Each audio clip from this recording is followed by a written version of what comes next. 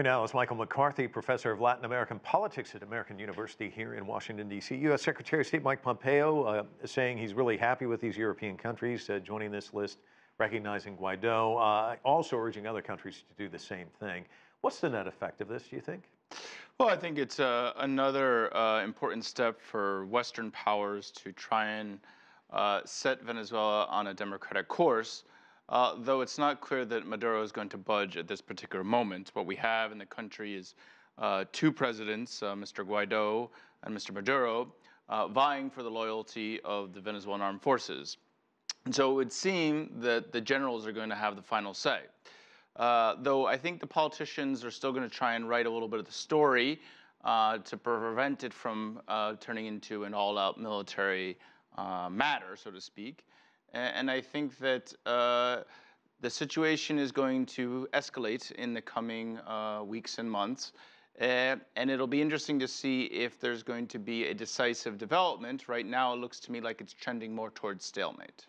And the interesting thing, you brought up military leaders, this Air Force general switching allegiance to Guaido, and yet it's not kind of a domino effect. You might see one here or there. Right. Is that how you kind of saw it playing out? You kind of talked to me earlier as though this is kind of a prize fight. Everyone's landing a blow here and there, but it could go the full 15. Exactly. It could be a 15-rounder. Yeah, exactly. I think it's accurate to say that there is a high level of discontent within the Venezuelan armed forces, and there have been some important examples of defections, if you will, siding with the Guaido presidency. But it's not clear yet whether or not there'll be a big break at the hierarchy level, at the top. And for that chain of command to break, I think the Guaido presidency, this interim government, is going to have to do a little bit more.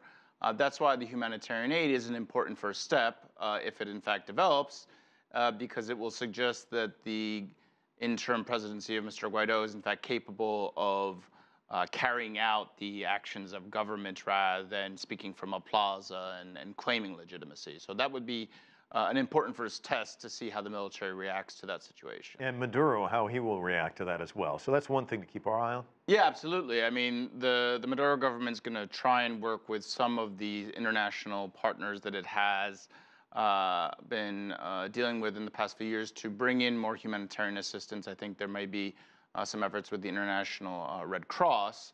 And then this Thursday in Montevideo, Uruguay, there's the kickoff meeting for a new initiative started by the European Union, Ms. Mogherini, the High Representative for Foreign Affairs, who's calling for a European Union-led diplomatic contact group. And that also includes some Latin American countries, namely the host country, Uruguay. But it's unclear whether or not that's going to really create a sort of political opening, and the U.S. is certainly not going to take a step backward in terms of pressuring the Maduro government. So I think right now we have sort of contending international processes, and really the next big question is whether or not Maduro can obtain some degree of financial assistance from his traditional backers, which would be China and Russia. So far, those governments have provided important public backing through expressions of support, but material support is what Maduro really needs in this moment. As you know, the U.S. government has imposed severe sanctions on PDVSA, limiting Maduro's ability to get cash flow into the state. So he needs to find a way out of this crisis, the short-term cash crunch, very quickly. And we'll have to see if he can pull anything off with the Chinese and with the Russians. We've got about 30 seconds. What are you going to be looking for next? I mean, what's going to be a deciding move one way or the other in your mind? Yeah, absolutely. So I think that we're going to continue to see some tactical moves back and forth between the government and the opposition, sort of jockeying for position to show that they're in charge, that they're both sovereigns. And it's going to be a question of whether or not the U.S. is going to take a further step forward with more aggressive actions toward Venezuela, and pardon me, toward Mr. Maduro.